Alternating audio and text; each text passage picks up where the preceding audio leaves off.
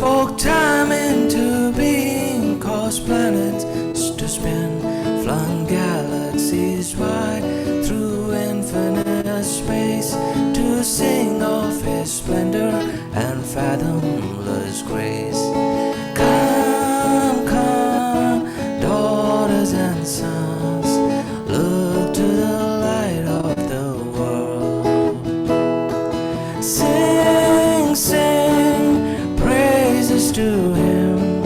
Simply believe you will receive mercy and love without measure. The light of the world now shone as a man, and walked through the valleys he carved with his hands, a servant to those he breathed into life. He felt our injustice and shattered our strife. Come, come, daughters and sons, look to the light of the world. Sing, sing praises to him. Simply believe you will receive mercy and love without measure. The light of the world, preach justice for all, defying the proud and defending the poor, then humble himself to a death on a cross, to crush the oppressor and rescue the lost.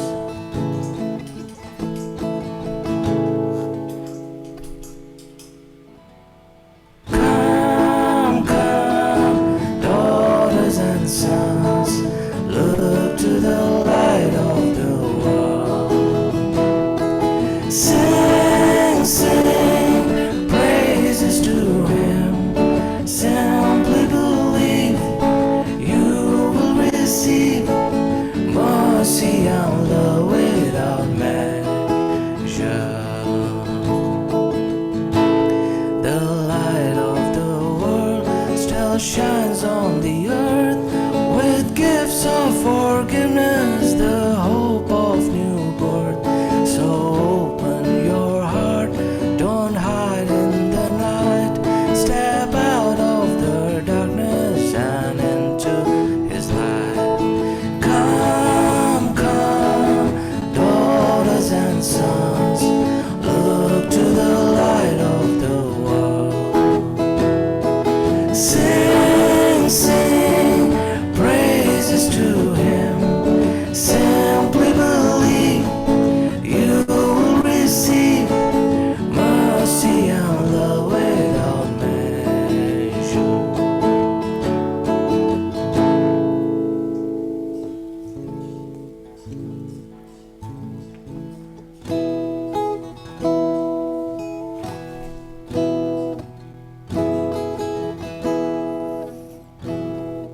ज्योति से यीशु की दूर है अंधियारी, फूल उठी मन में प्रेम की फुलवारी। ज्योति से यीशु की तन मन तू, सावधान तू, मालिक तू, जीवन है तू। तन मन तू, सावधान तू, मालिक तू, जीवन है तू। जल थल में, बादल में, शक्ति तेरी गर्जन है तू। कण कण में दीप पड़ी, छवि तेरी न्यारी, फूल उठी मन में।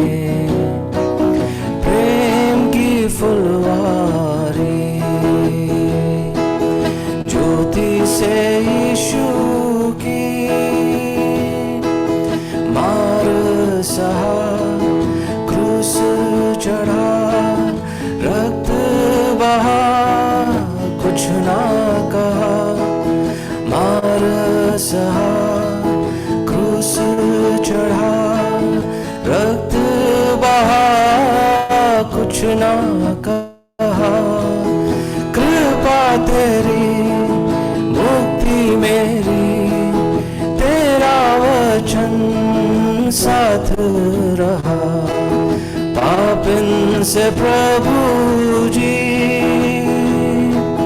प्रीति तेरी न्यारी फूल उठी मन में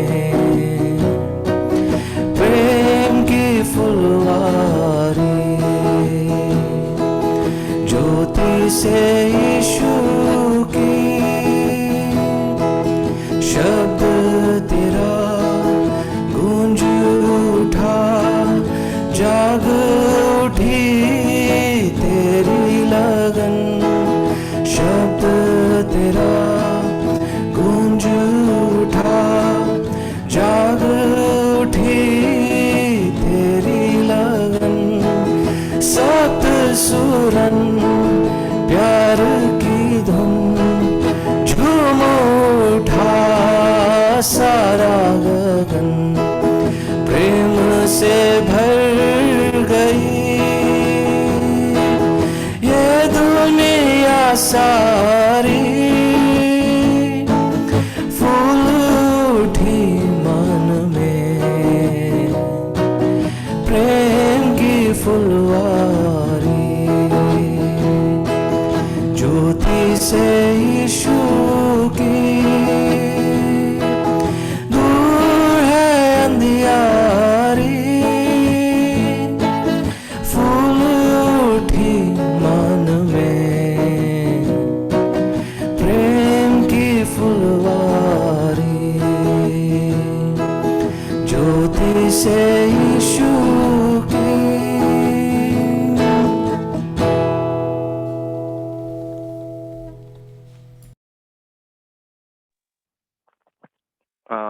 Thank you, Baya, for leading us this beautiful song. Now, as we all know that we are studying Genesis, so today's portion is Genesis, and I'll ask Brother Rajesh to lead us in scripture reading before we head into the time of sermon. Can you hear me, Vaya? Yes. Genesis chapter 1, verses 3 to 4 for the first portion. Genesis chapter 1, from verses 3 to 4. And God said, "Let there be light," and there was light. And God saw that the light was good, and God separated the light from the darkness. Second portion, Psalms 19, verses 1 to 4. Psalm 19, verses 1 to 4. The heavens declare the glory of God, and the sky above proclaims his handiwork. Day to day pours out speech, and night to night reveals knowledge. There is no speech, nor are there words, whose voice is not heard. Their voice goes out through all the earth, and their words to the end of the world. In them he has set a tent for the sun. Third portion, Gospel of John, chapter 1, verses 1 to 9. Gospel of John, chapter 1, verses 1 to 9. In the beginning was the Word, and the Word was with God, and the Word was God. He was in the beginning with God. All things were made through him, and without him was not anything made that was made. In him was life, and the life was the light of man. The light shines in the darkness, and the darkness has not overcome it. There was a man sent from God, whose name was John. He came as a witness to bear witness about the light, that all might believe through him. He was not the light, but came to bear witness about the light. The true light, which gives light to everyone, was coming into the world. Fourth portion, 1 Peter chapter 2, verses 9. 1 Peter chapter 2, verses 9. But you are a chosen race, a royal priesthood, a holy nation, a people of his own possession, that you may proclaim the excellencies of him who called you out of darkness into his marvelous light. Thank you.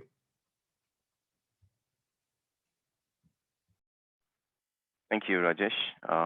I'll ask Ashibia to lead us.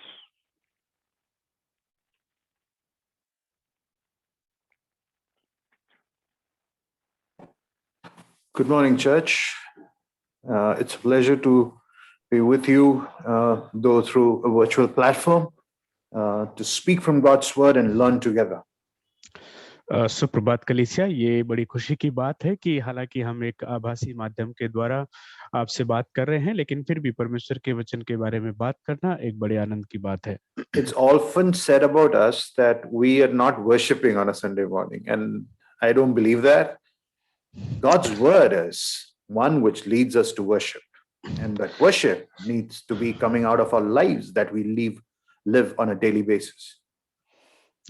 कई बार हमारे बारे में कहा जाता है कि हम लोग संडे को आराधना नहीं करते, लेकिन मैं उससे सहमत नहीं हूं।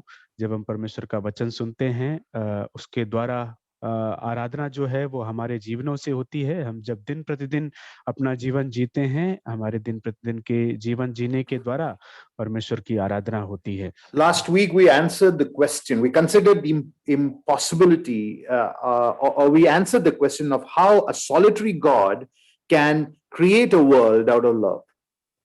और पिछले सप्ताह हमने इस सवाल का जवाब देने की कोशिश की थी कि एक इकलौता परमेश्वर किस प्रकार से इस सृष्टि की रचना प्रेम में होकर के कर सकता है। And today I would want us to focus on that love aspect of how this love is active in creation. और आज फिर मैं उसी प्रेम के पहलू पर जोर डालना चाहूंगा और आपके सामने ये बात रखना चाहूंगा कि उस सृष्टि में ये प्रेम किस प्रकार से सक्रिय है। We talked about the fatherhood of God in the first session. We then talked about the purposefulness of love. Today, last week we focused on the primacy of love. Today we're going to talk about the promise of love. सबसे पहले अध्ययन में हमने बात की थी उस परमेश्वर के पितृत्व के बारे में, पिता होने के बारे में, और दूसरी अध्ययन में हमने बात की थी कि जब वो प्रेम करता है तो उसका प्रेम का एक मकसद है।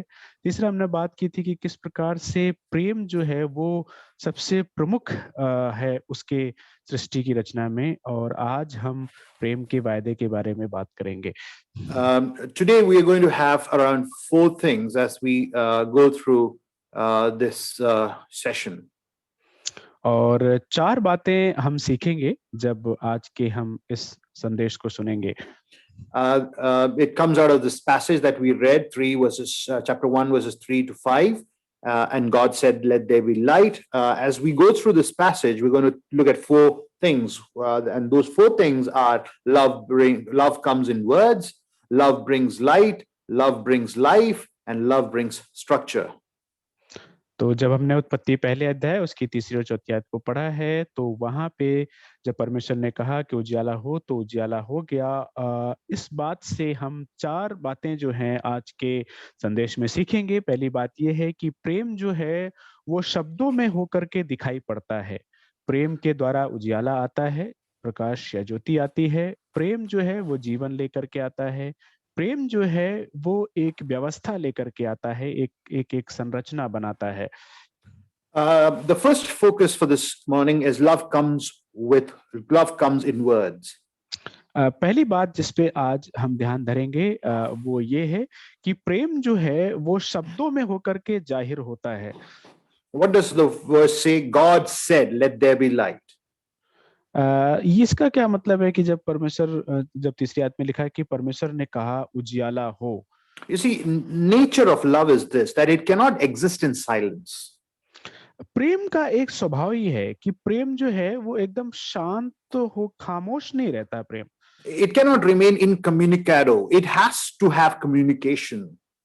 प्रेम में ऐसा नहीं होता है कि बातचीत ना हो, प्रेम में बातचीत होती ही है। You see, a lover cannot remain silent. He has to communicate with his beloved. आप देखिए कि एक प्रेमी जो है वो चुपचाप नहीं बैठ सकता, वो अपने प्रेम के पात्र से जिससे वो प्रेम करता है वो बात करता ही है। This is the only creation account in the whole of this universe that you could read up where God is not a God who is not communicating, he is a God who speaks. अगर आप अन्य सारी सृष्टि की कहानियों के बारे में पढ़ेंगे, जो अलग-अलग सृष्टि के बारे में बातें कही गई हैं, तो सिर्फ बाइबल की ही सृष्टि की ये जो सच्ची बात है, उसी में आप पाएंगे कि परमेश्वर जो है, जो सृष्टि को बनाने वाला है, वो खामोश नहीं है, वो बात And- कर रहा है। And his words are promise of love. और उसकी जो बातचीत है, उसमें जो शब्द निकल रहे हैं, उनमें प्रेम का वायदा है। It is an expression of his bond that God binds himself to what he says and commits himself in a covenant relationship with the creation.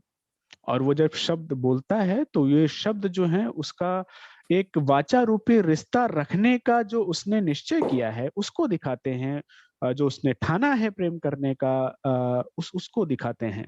Later on, we find, when you read this word phrase, God said, it occurs 10 times in chapter 1, and it can be correlated to the 10 commandments. And nowhere in the Bible does it say it is 10 commandments. It's basically called as the 10 words. और जब आप देखेंगे ये जो वाक्य का छोटा सा हिस्सा है, परमेश्वर ने कहा ये वाक्य का छोटा सा हिस्सा 10 बार इस्तेमाल हुआ है उत्पत्ति पहले अध्याय में। और अगर हम इसको जोड़ना चाहें तो परमेश्वर के द्वारा जो 10 आज्ञाएं दी गई हैं उनके साथ में हम इस वाक्य के हिस्से को जोड़ सकते हैं। लेकिन ये बात हम जान लें कि बाइबल में जब 10 आज्ञाओं के बारे में लिखा गया है तो कहीं पे भी उनको 10 आज्ञाएं करके नहीं बोला गया, वो 10 शब्द करके बोला गया है। And that means, the nation of Israel were based on that 10 words, and it were covenantal words, and if they were they obeyed those 10 words, that meant that they would flourish in the land that was promised to them. तो कहने का मतलब ये है कि इजरायलियों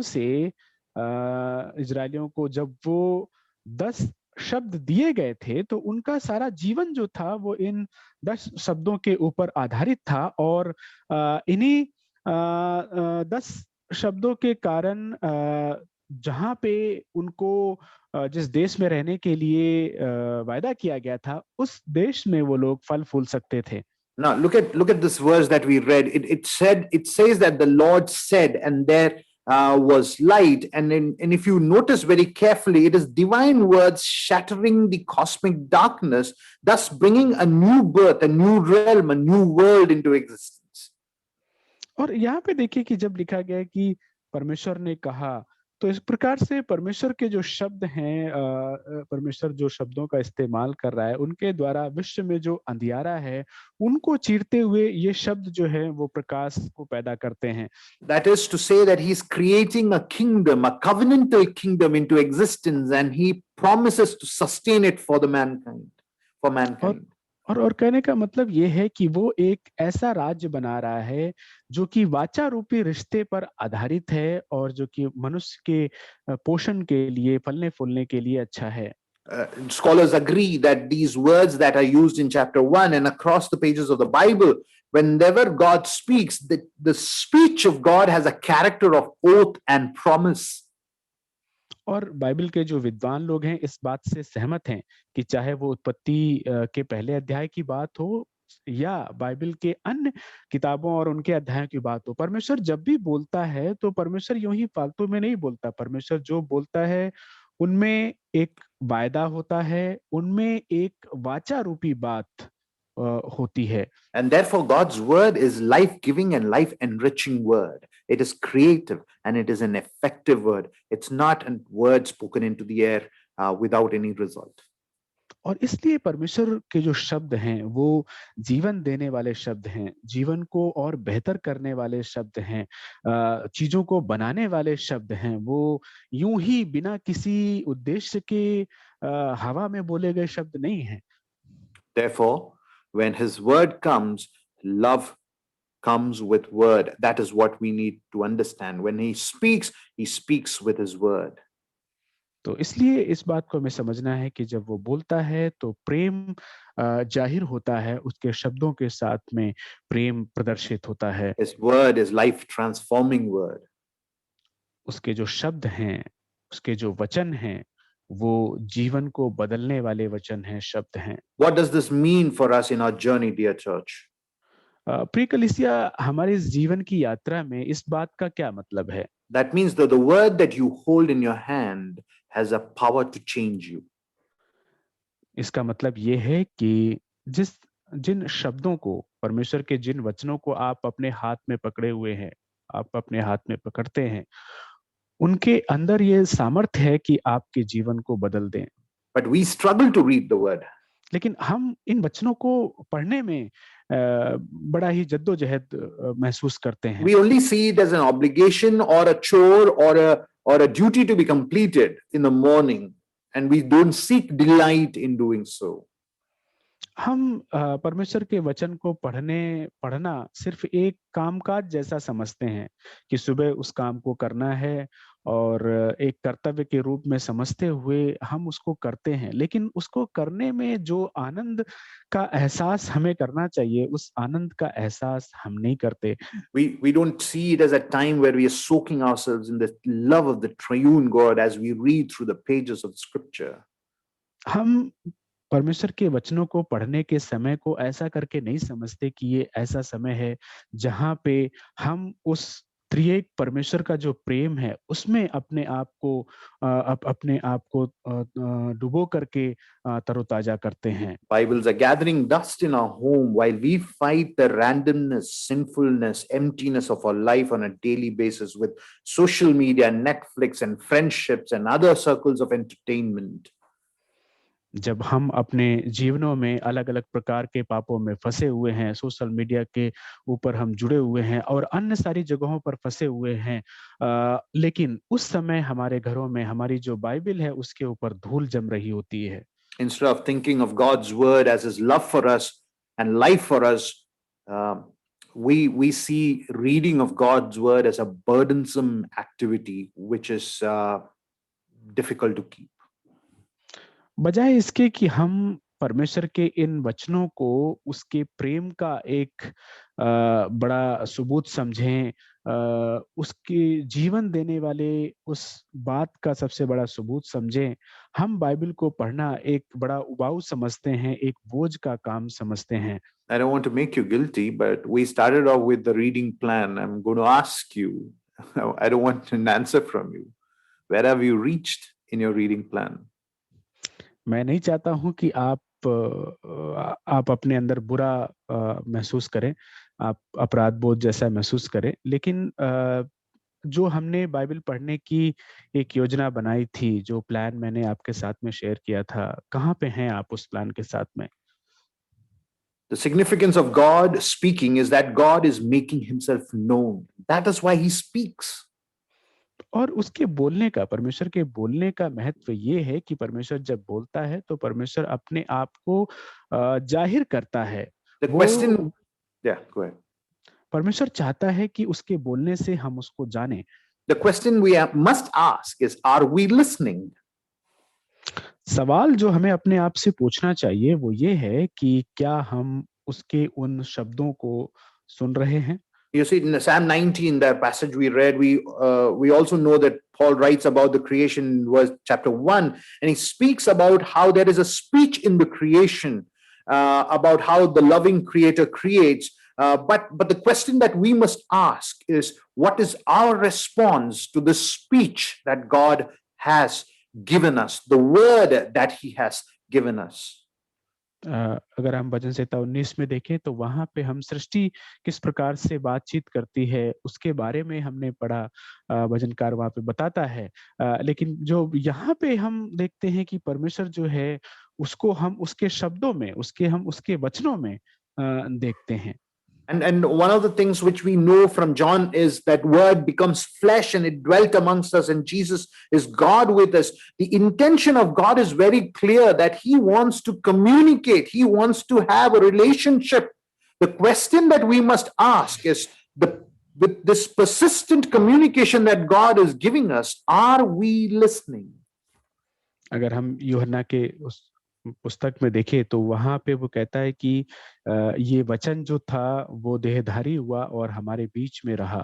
अगर आप देखें तो परमेश्वर बार बार हमसे बातचीत करना चाहता है, हमारे बीच में डेरा उसने डाल लिया, हमसे वो हमारे साथ वास करना चाहता है, बार बार हमारे साथ में वो वार्तालाप करना चाहता है, लेकिन सवाल ये है कि क्या हम उसकी बात को सुन रहे हैं? Someone said so that knowing and trusting his word is where his power meets our life. और किसी ने ऐसा कहा है कि जब हम उसके वचन को सुनते हैं, समझते हैं और विश्वास करते हैं, तभी उसके वचनों की जो सामर्थ है, वो हमारे जीवनों को बदलती है, तभी हम उसके उस सामर्थ का अनुभव अपने जीवन में करते हैं। You see, God is powerful. He is able to create, but his speech tells us that his power is applied in love for us. ये सही बात है कि परमेश्वर जो है वो सामर्थी है, उसके वचनों में सामर्थ है, लेकिन उसका जो सामर्थ है वो प्रेम के साथ में लागू होता है।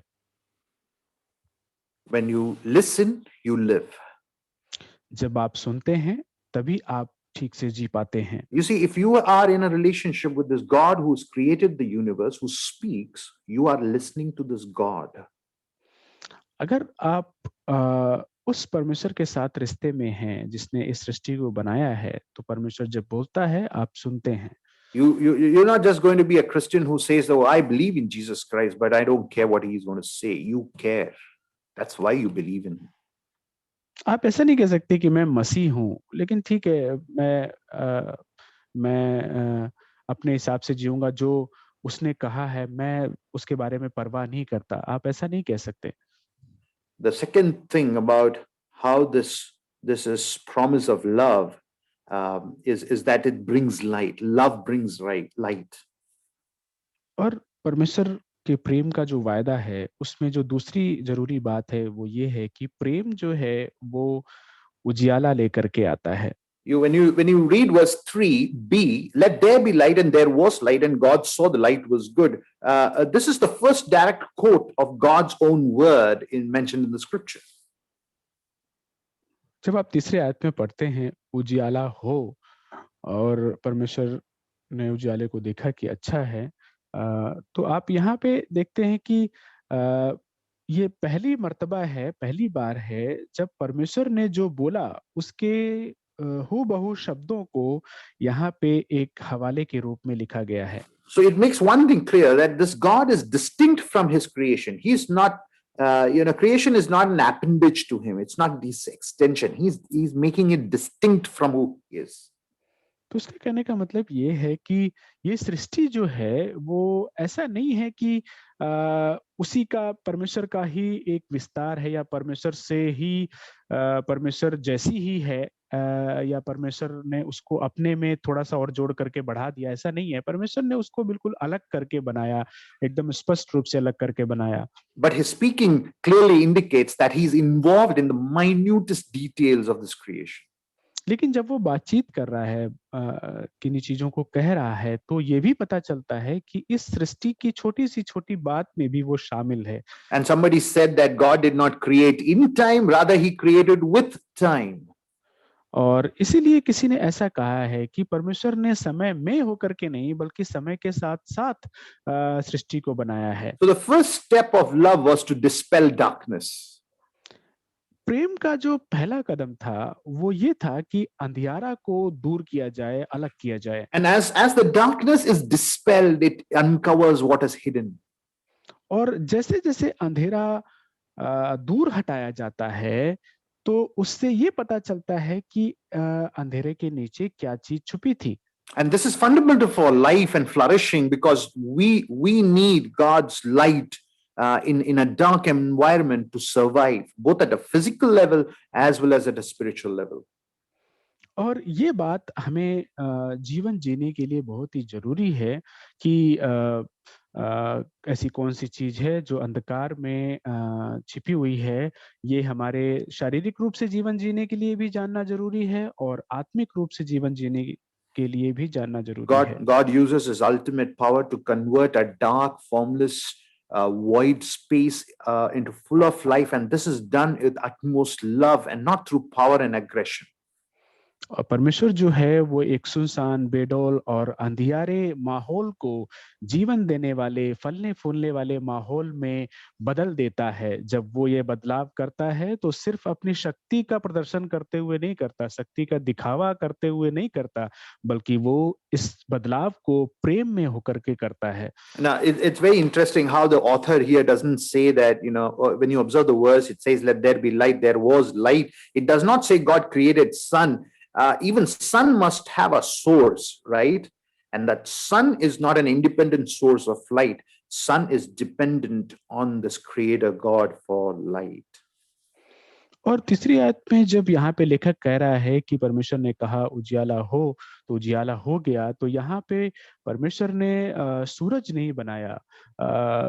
सूरज को भी अगर देखा जाए तो वो उसका खुद का अपना कोई उजियाला नहीं होता। उसके लिए उजियाले का प्रकाश के लिए उसको एक स्रोत चाहिए।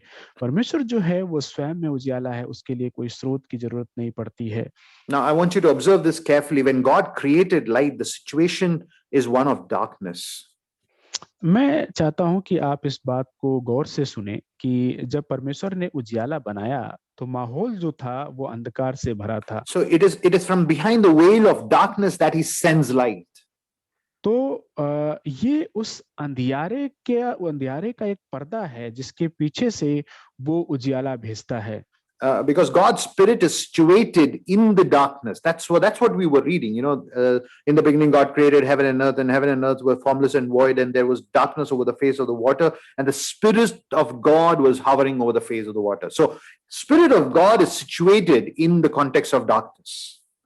और जैसा कि हमने दूसरी आयत में पढ़ा था कि पृथ्वी बेडौल और सुनसान पड़ी थी और गहरे जल के ऊपर अंधियारा था परमेश्वर का आत्मा जल के ऊपर मंडराता था। यानी कि इस अंधकार में भी परमेश्वर का आत्मा जो था वहां उपस्थित था। God speaks and brings forth light in the darkness that there was. परमेश्वर बोलता है, अपने वचन को कहता है और उस अंधकार में जो कि वहां पहले से था उस अंधकार के बीच में उजियाला पैदा करता है। So this light indicates the presence of God in the context of darkness, and he knows that this darkness is not good for human existence, so he brings forth light in utmost darkness. और ये बात दिखाती है कि परमेश्वर अंधकार के माहौल में भी उजियाला पैदा करता है। परमेश्वर जानता है कि अंधकार जो है वो मनुष्यों के रहने के लिए अनुकूल नहीं है और इसलिए वो उजियाला पैदा करता है। And that brings us to this reality that a life without God is a life lived in utmost darkness and chaos. और इसलिए ये सच्चाई हमारे सामने निकल करके आती है कि परमेश्वर के बिना हमारा जीवन जो है वो अंधकार में जिया जैसा जीवन होगा और वो अत्यंत ही अंधकार से भरा हुआ जीवन होगा। So in verse 3 we know that light finds its source in God himself. तीसरी आयत में हम इस बात को समझ पाते हैं कि उजियाले का जो स्रोत है, जहां से उजाले की जो पैदाइश है वो खुद परमेश्वर के अंदर ही है। And therefore John writes in his epistle in chapter 1 John 1:5 that God is light. और इसीलिए पहला यूहन्ना जो है वो अपने पत्री में लिखता है कि परमेश्वर जो है वो ज्योति है। In doing so, John is telling us this God is without defect and that there is nothing hidden about him. He's out to reveal himself, and that there is no moral defect in this God. He is light himself. कहने का मतलब ये है कि यूहन्ना इस बात को बताना चाहता है कि परमेश्वर जो है वो अपने आप को बड़े ही खुल्ला रूप से जाहिर करता है और वो ये दिखाना चाहता है कि उसके अंदर कोई दोष नहीं है, कोई गड़बड़ी नहीं है। So this impact, the impact that it has on us is that this God is a God of moral purity and intellectual awareness. तो इसका मतलब ये है कि इस बात से जो बातें हमें समझना चाहिए वो ये है कि परमेश्वर के अंदर नैतिक रूप से शुद्धता है और वो बौद्धिक रूप से जागरूक है। And the verbs used in verse 3, there be and there was, is the Hebrew word yehi wa yehi. और यहाँ पे हिंदी में जो शब्द इस्तेमाल किया गया है कि हो और हो गया, तो इब्रानी भाषा में जो शब्द इस्तेमाल किया गया है वो है Yehi wa yehi. यही वा यही, which is a command. It's a verb. It's a command. It's a command for the light to come. But in the Hebrew grammar, it's the verb. The tonality of the verb is not like a military command order, but it's with gentleness. There is a tonality of gentleness in this command.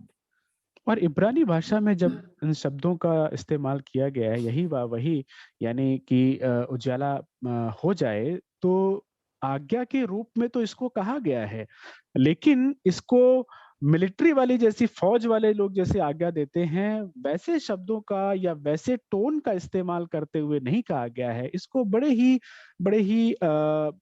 ही नाजुक रूप से या बड़े ही कोमल रूप से इसको कहा गया है। And later on in the scriptures, when God will reveal his name as Yahweh, that word Yahweh will have a resemblance to this use of verb, Yahi Wahi, there was and there be. और इसलिए जब There हम be and there was. Yeah. आगे जब हम देखेंगे कि परमेश्वर अपने नाम के बारे में जब कहता है, तो कहता है कि मैं यहोवा हूँ, तो यहोवा शब्द जो निकल करके आता है वो इसी आज्ञा से निकल करके आते हैं, यही वही, यानी कि हो और हो गया, इन शब्दों का इस्तेमाल करते हुए परमेश्वर अपने नाम को भी इन्हीं शब्दों से जोड़ता है। So you have a powerful God, an all-knowing God. इसलिए आपका परमेश्वर ऐसा है जो सर्वशक्तिमान है और सर्वज्ञानी है, And he is a sovereign God. और वो सर्वाधिकारी परमेश्वर है, But he's a gentle father, a covenant-keeping God. लेकिन वो एक कोमल पिता है, ऐसा पिता जो वाचा रूपी रिश्ता बनाता है। So the light flows from this God into this dark space, bringing forth life in this world. और इसलिए ऐसे परमेश्वर से उजियाला निकलता है और वो उजियाला जीवन प्रदान करता है। The Hebrew word for good, and when he sees this word, the world, he says this is good, and the Hebrew word for good is the word tov, T-O-V. और उसके बाद में जब उजियाला बन जाता है, तो परमेश्वर उजियाले को देखता है कि अच्छा है, और इब्रानी भाषा में अच्छा, इसके लिए जो शब्द इस्तेमाल हुआ है वो है Tov, which rhymes with the first word that we read, which is tohu wa bohu. That is, what was tohu is now being made tov for mankind's arrival.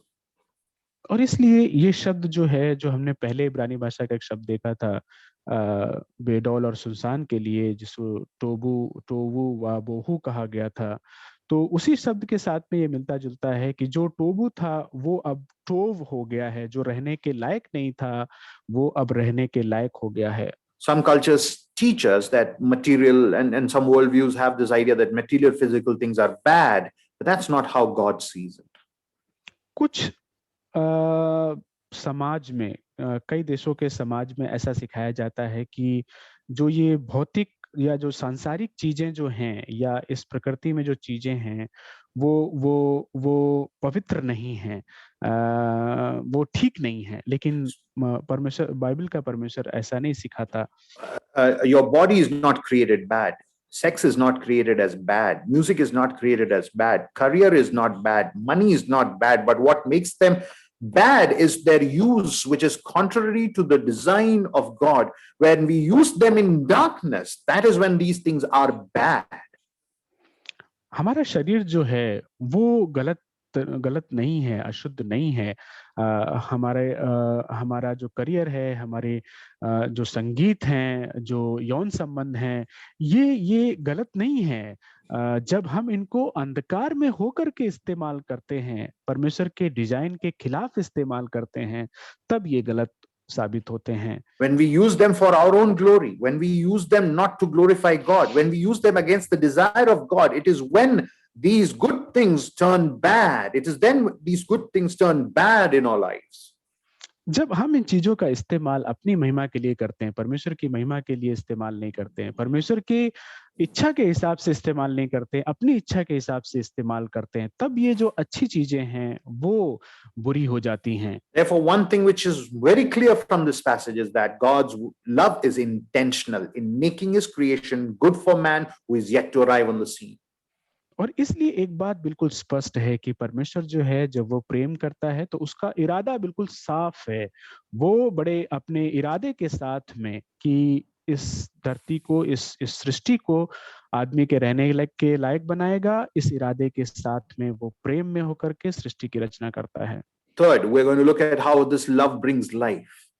तीसरी बात जो हम देखेंगे आज वो ये है कि किस प्रकार से ये प्रेम जीवन लेकर के आता है। When God says he separated light, and then verse 4b it says God separated light from darkness. चौथे आयत के अंतिम लाइन में जब लिखा है कि परमेश्वर ने उजियाले को अंधियारे से अलग किया, Immediately the first readers who are the Israelites, we would have related this to what happened with them during the 10 plagues when Egypt was under darkness and Israel enjoyed light in Goshen. तो जब ये बात इजरायलियों ने पढ़ी होगी तो तुरंत इससे उनके दिमाग में वो बात याद आई होगी उन्हें कि जब वो लोग मिस्र देश में थे, गोशेन प्रदेश में वो लोग थे, और जब वहां पे 10 महामारियां आई तो एक जो अंधियारे वाली महामारी थी उसमें पूरा मिस्र जो है वो अंधियारे में डूबा हुआ था, लेकिन सिर्फ इजरायली लोग जहां रहते थे वहां पे उजियाला था। That is, God reveals his superiority over light and darkness.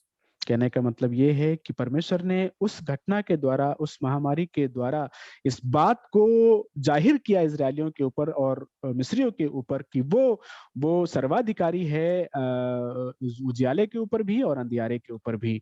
Israelites, unlike the pagans around them, were not to fear neither day nor night. और जैसे कि वहां पे जो इजरायली थे उनको ना तो दिन से डरने की जरूरत थी और ना ही रात से डरने की जरूरत थी जैसे कि उनके आसपास के लोग डरते थे। They knew that God separated light from darkness. ऐसा इसलिए था क्योंकि इजरायलियों को पता था कि परमेश्वर जो है वो दिन और रात को, उजियाले और अंधियारे को अलग करने वाला परमेश्वर है। This God who separates light from darkness, knowing that this separation is good for life, is the one who separates them from Egypt and also tells them to separate what is holy from what is profane. और ये परमेश्वर जो जानता है कि किस प्रकार से अंधियारे को अंधियारे को उजाले से अलग किया जाए, दिन को रात से अलग किया जाए, इसी ने मिस्र में जो इजरायली लोग थे उनको आगे जाकर के आज्ञा दी कि किस प्रकार से वो लोग अपने आप को अलग रखें, किस प्रकार से वो अपवित्र चीजों को पवित्र चीजों से अलग रखें। God's act of separating is significant in this creation account. सृष्टि के इस बखान में, सृष्टि के इस अफसाने में चीजों को अलग करना, ये बात बहुत ही समझना जरूरी है। We will read the usage repeatedly as we go on through this passage, but what we need to understand is that God separates what do not belong together. और इस बात को कि परमेश्वर ने अलग किया, इस बात को हम बार बार आगे पढ़ेंगे और एक बात इससे जो है साफ हो जाती है कि जो चीज एक साथ रहने लायक नहीं है उस चीज को परमेश्वर अलग करता है। I want us to know this, that God has separated things for a reason, so that life would be lived to the fullest. So when God says that you should not have a relationship with an unbeliever, it is not because he is an arbitrary God, but because he is a God who loves.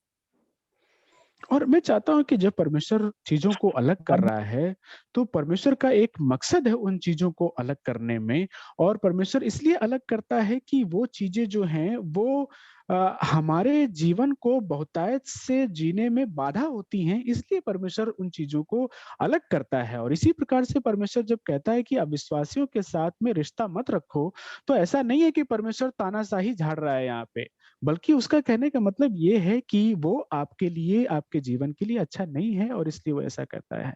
If God has separated light from darkness, which is good for you, he tells you what is good. You must listen.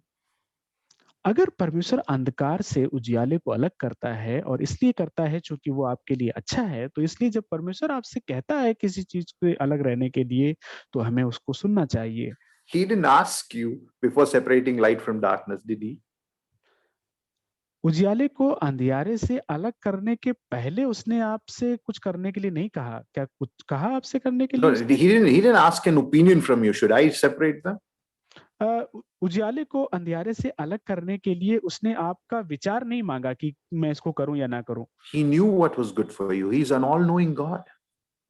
वो सब कुछ जानने वाला परमेश्वर है। You see, you need to seek his heart to identify what is right and what is wrong. You see, we are all people wanting to know the will of God. You seek the heart of God. You seek the word of God. You and I will know the will of God. क्या सही है क्या गलत है, इस बात को जानने के लिए हमें परमेश्वर के दिल को जानना, उसको जानना बहुत ही जरूरी है। सोचिए कि हम सभी लोग इस बात में बड़े दिलचस्पी रखते हैं कि परमेश्वर की इच्छा क्या है हमारे जीवन में। परमेश्वर की इच्छा हम जानने के लिए बड़ा लालायित रहते हैं। लेकिन आप उसके वचन को जाने, उसको जाने, उसके दिल को जाने और आप उसकी इच्छा को जान जाएंगे। People find God very restrictive. He's a party spoiler. लोगों को लगता है कि ये परमेश्वर जो है वो बड़ा नुक्ताचीनी करने वाला परमेश्वर है, ये मत करो वो मत करो। ऐसा लगता है कि ये परमेश्वर जो है उनके जीवन में उनकी खुशियों के पीछे हाथ धो के पड़ा है। You see, he is not separating, but he is not separating to make our life difficult. He's separating so that we will live the life fullest. यहाँ पे गौर करिए कि परमेश्वर जब चीजों को अलग कर रहा है तो इसलिए अलग नहीं कर रहा है कि हमारा जीवन मुश्किल हो जाए, नहीं, हमारा जीवन आनंद से भर जाए, इसलिए परमेश्वर जो है वो चीजों को अलग कर रहा है। I don't know what is the sin that plagues you today. My dear friend, my dear boys and girls, my dear brothers and sisters in Christ Jesus. He separated light from darkness so that you have life. Why don't you go ahead and separate yourself from that sin so that you will live the life that he wants you to live and enjoy it to the fullest? मेरे प्रिय भाई और बहनों, लड़के और लड़कियों, युवा साथियों, मुझे नहीं पता कि आपको कौन सा पाप जो है वो परेशान कर रहा है। यहाँ पे देखिए कि किस प्रकार से परमेश्वर जो है उन चीजों को अलग कर रहा है जो जीवन को बहुतायत रूप से जीने में बाधा है, रुकावट है। क्यों नहीं आप इसी प्रकार से उस पाप को जो कि ऐसा बहुतायत का जीवन जीने में बाधा है, रुकावट है, उसको क्यों नहीं अलग करते? That brings us to the last point. That is, the promise of love brings structure. It brings order. It establishes order. और इस बात से हम पहुंचते हैं अंतिम बिंदु पे आज के संदेश के, कि प्रेम जो है वो एक व्यवस्था लेकर के आता है, एक सही बनावट सामने रखता है। You see, God called the light day and darkness night, and there was evening, and then there was morning and first day. 5वीं आयत में देखिए लिखा है कि और परमेश्वर ने उजियाले को दिन और अंधियारे को रात कहा, तथा सांझ हुई, फिर भोर हुआ, इस प्रकार पहला दिन हो गया। You see, as we looked at it previously, he's not a random creator. He's not creating things randomly. जैसे कि हमने पहले भी देखा कि परमेश्वर जो है वो बिना सोचे समझे कुछ नहीं बना रहा है, यूं ही कुछ नहीं बना रहा है। He is an artist at work. His love is overflowing as he creates. वो एक कलाकार है और अपनी सृष्टि के प्रति उसका प्रेम जो है वो हम उमड़ते हुए देखते हैं जब वो चीजों की रचना कर रहा You see, है। light is not merely a thing. He is not creating waves. He's not creating photons here. He's creating rhythms and patterns for the welfare of the other, the crown of creation, that is mankind. और यहाँ पे जब वो उजियाला बना रहा है तो कोई एक वस्तु नहीं बना रहा है, कोई तरंगे नहीं बना रहा है, कोई फोटोन नहीं बना रहा है, बल्कि वो एक नमूना बना रहा है, चीजों का एक ऐसा नमूना जिसके कारण कि इस सृष्टि के शिरोमणि जो मनुष्य लोग हैं उनका जीवन जो है वो बहुतायत का जीवन होगा। You see, life is not to be lived in darkness and chaos and disorder. It is to be in the ordering of how he ordered it for us. And this order that he has done for us brings joy in the creation. आप देख सकते हैं कि जिंदगी को इस प्रकार से उपद्रव में, अंधकार में जीने की जरूरत नहीं है। किस प्रकार से वो एक व्यवस्था पैदा करता है, किस प्रकार से वो एक सही बनावट और एक सही चीजों का एक नमूना प्रस्तुत करता है, और उसी व्यवस्थित रूप में हमें जीवन जीने की आवश्यकता है। जब हम व्यवस्थित रूप से जीवन जीते हैं तब हमें वो आनंद प्राप्त होता है जो कि परमेश्वर का मकसद है। So the story is not the first story is not about God randomly creating, but God creating with order and pattern and rhythm so as to reverse the chaotic formlessness that there was and the darkness that there was into order and beauty. और इसलिए अगर जब हम इस सृष्टि की रचना के बारे में पढ़ते हैं तो एक बात हमें बिल्कुल स्पष्ट हो जाती है कि परमेश्वर जो है वो एक व्यवस्था कायम करना चाह रहा है। परमेश्वर जो है वो एक चीजों के होने का एक नमूना स्थापित करना चाह रहा है। परमेश्वर जो है वो चीजों के होने की एक लय इस लय यहाँ पे पैदा करना चाहता है। और इस प्रकार से परमेश्वर जो है वो जो चीज बेडौल थी, जो चीज सुनसान थी, अंधियारी थी, अंधियारे के रूप में थी, उसमें एक व्यवस्था लेकर के आ रहा है, उसमें एक नमूना लेकर के आ रहा है, उसमें एक लय लेकर के आ रहा है। So how does this God who creates in order and rhythm, how does this affect and impact our life? अब ये परमेश्वर जो एक व्यवस्था स्थापित करता है, जो एक नमूना स्थापित करता है, वो नमूने, वो व्यवस्था हमारे जीवनों को कैसे प्रभावित करते हैं? Isn't it true that our lives reflect chaos and orderly or disorderliness than order? क्या ये बात सही नहीं है कि हमारे जीवनों में व्यवस्था से ज्यादा अव्यवस्था दिखती है और चीजों की बड़ी गड़बड़ी दिखती है? As children of Yahweh, do we practice daily habits of discipline and grace? यहोवा की संतान होने के नाते क्या हम हर एक रोज अनुशासन और अनुग्रह का पालन करते हैं? Only when our lives are around constructed around habits and patterns, which matches our belief in this God of order, that is when we can truly say that we know this God. जब हमारी आदतें और हमारे व्यवहार इस परमेश्वर के तरीके से ही होती हैं हमारे जीवनों में, तभी हम कह सकते हैं कि हम इस परमेश्वर को जानते हैं। Do our daily schedules, our living spaces, our intentional habits reflect that we love our Savior who loves orderliness? क्या हमारे दिन प्रतिदिन का जीवन, जहाँ जहाँ पे भी हम रहते हैं, हमारी आदतें, क्या वो इस बात को दिखाती हैं कि हम इस प्रेमी उद्धारकर्ता को जानते हैं, समझते हैं?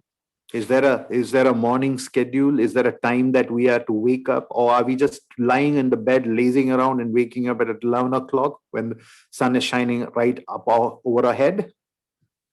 क्या हमारे सुबह चीजों को करने का कोई व्यवस्थित तरीका है? क्या सुबह जो जिस चीजों का पालन करना चाहिए वो हम करते हैं, या हम जब मर्जी आए तब सो करके उठते हैं, 11 बजे सो के उठते हैं जब सूरज हमारे सिर के ऊपर चमक रहा होता है? Do we train our children to keep our homes neat and clean and orderly?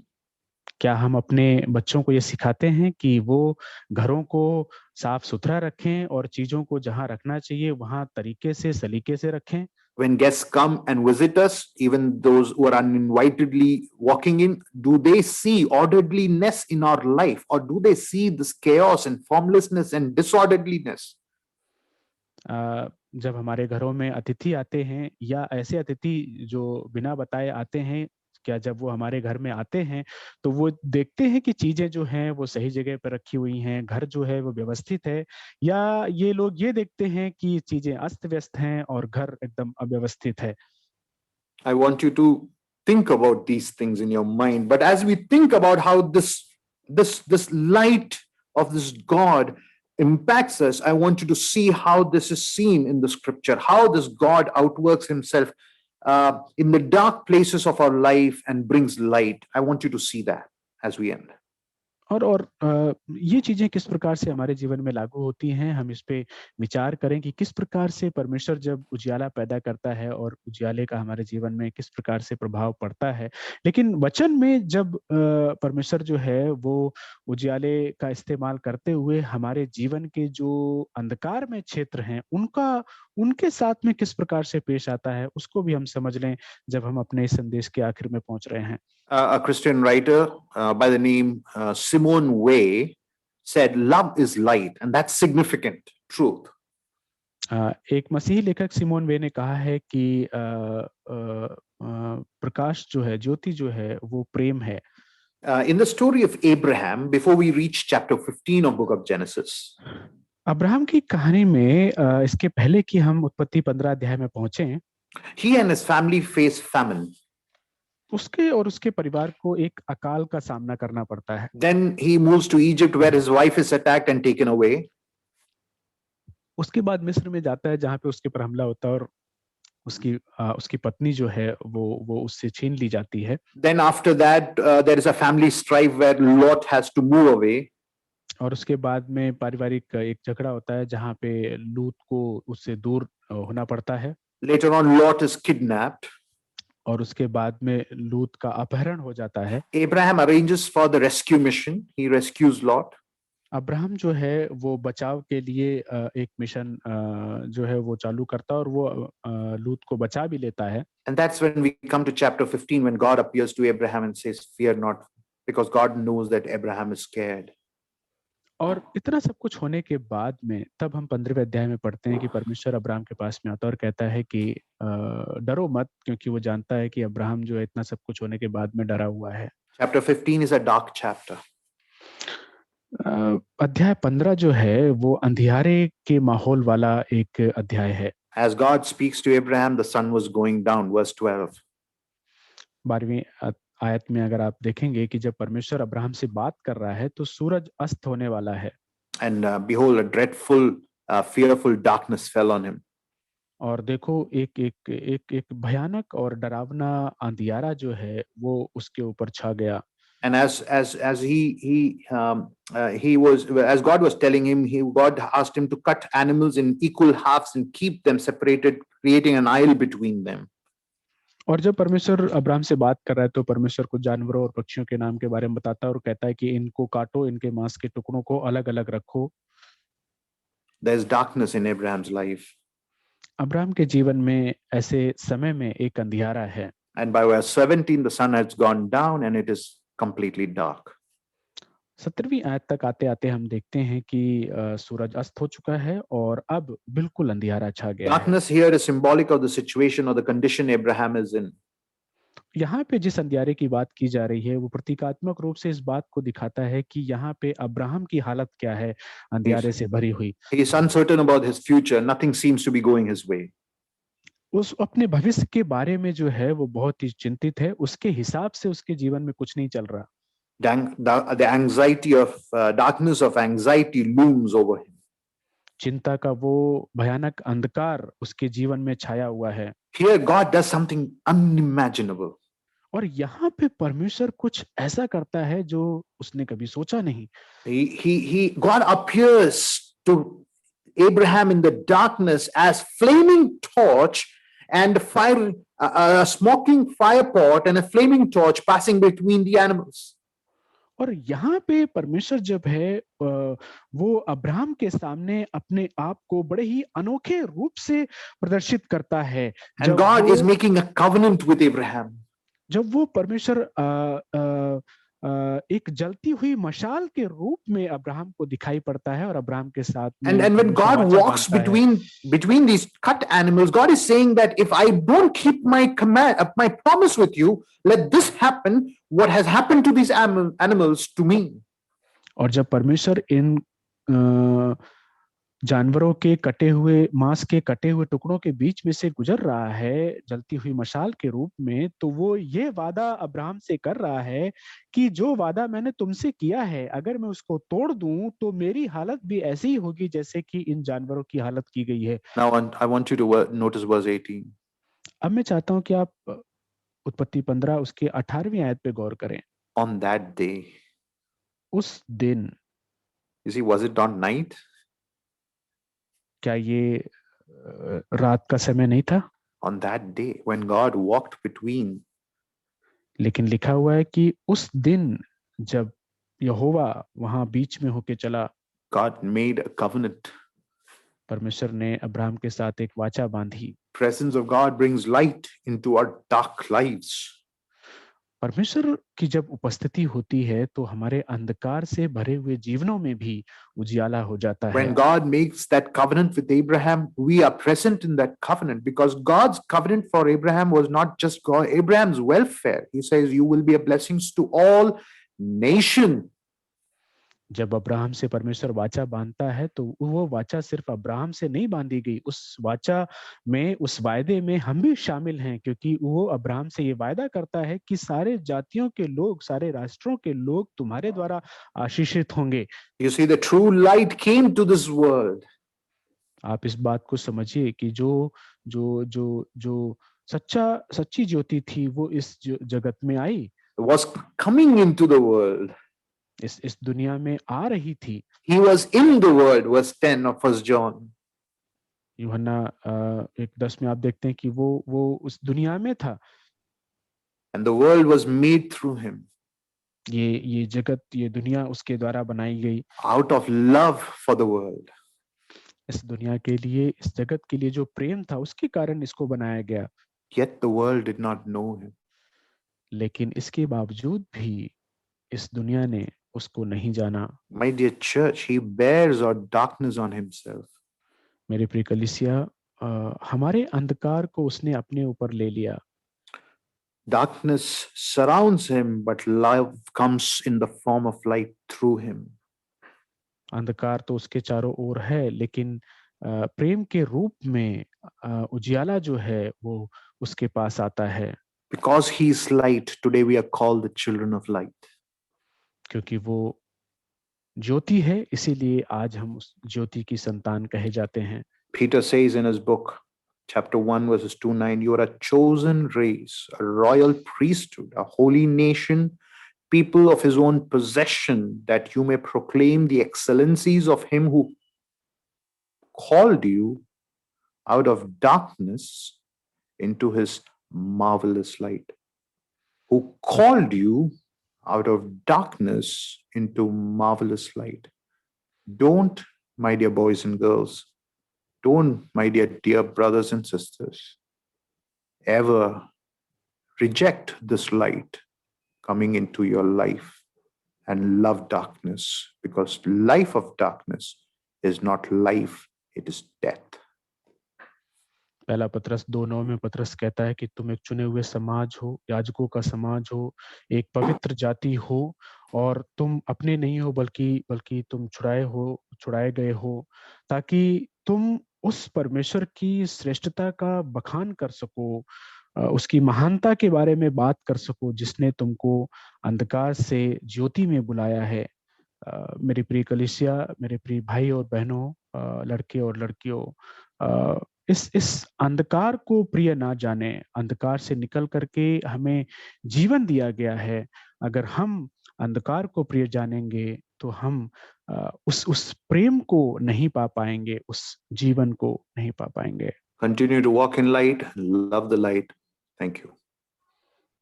उस ज्योति में ही चलते रहें और इसी ज्योति से लगातार प्रेम करते रहें। शुक्रिया।